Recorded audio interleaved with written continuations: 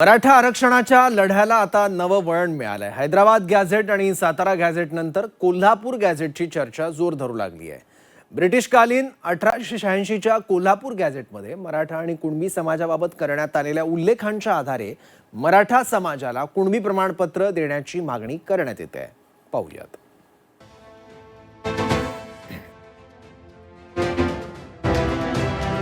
मराठा आरक्षणाचा प्रश्न राज्यात गेल्या अनेक वर्षांपासून चर्चेत आहे। मनोज जरांगे यांच्या आंदोलनानंतर मराठा समाजाला कुणबी नोंदींच्या आधारे ओबीसी प्रवर्गात समाविष्ट करण्याचा मार्ग शोधण्याचा प्रयत्न सुरू झाला। यासाठी हैदराबाद संस्थानमधील गॅझेटचा आधार घेतला गेला। आता त्याच धर्तीवर कोल्हापूर संस्थानातील 1886च्या गॅझेटची चर्चा सुरू झाली आहे।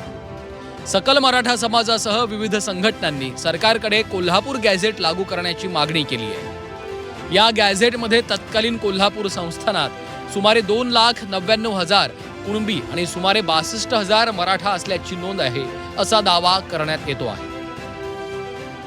आपण बघितलं की हैदराबाद गॅझेटवर फार भर दिला गेलाय, साताऱ्यावर थोडंसं दिलंय आणि कोल्हापूरला पूर्णपणे ते विसरून गेले। जिथं सुरुवात झाली तो जिल्हा आता त्या जिल्ह्याचा गॅझेट सुद्धा बघायला कोण तयार नाही, अशी परिस्थिती आहे। म्हणून शासनाने कोल्हापूर गॅझेटचा निश्चित विचार केला पाहिजे आणि त्या गॅझेटमध्ये त्या आधारे जे काय करायचं ते केलं पाहिजे।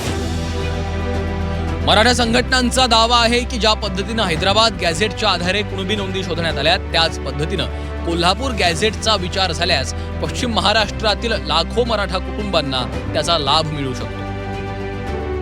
शाहू महाराज सांगतात मी कुणबी आहे, तर त्यांचे जे आम्ही बाकीचं ही कुळवाडी आलेली आहे ही कुणबीच आहे। त्यामुळं शासनानं कोल्हापूरचा गॅझेटचा विचार व्हावा यासाठी माननीय मुख्यमंत्री, 2 उपमुख्यमंत्री यांना ईमेलद्वारे ह्या गॅझेटचा सर्व सारांश लिहून एक पत्रव्यवहार केलेला आहे। जरांगे पाटलांच्या आंदोलन आमचा पाठिंबा आहे, परंतु कोल्हापूर गॅझेटचा विचार हा झालाच पाहिजे, यासाठी आम्ही आमचा पाठपुरावा करणार आहोत। मराठा आरक्षणाच्या लढ्यात हैदराबाद आणि सातारा गॅझेट नंतर आता कोल्हापूर गॅझेटची एंट्री झाली आहे। या दस्तावेजातील ऐतिहासिक नोंदींमुळे अनेक मराठा बांधवांना कुणबी प्रमाणपत्रासाठी त्याचा फायदा होऊ शकतो। मात्र या गॅझेटबाबतचा अंतिम निर्णय हा शासन, मागासवर्ग आयोग आणि न्यायालयीन प्रक्रियेवर अवलंबून असणार आहे।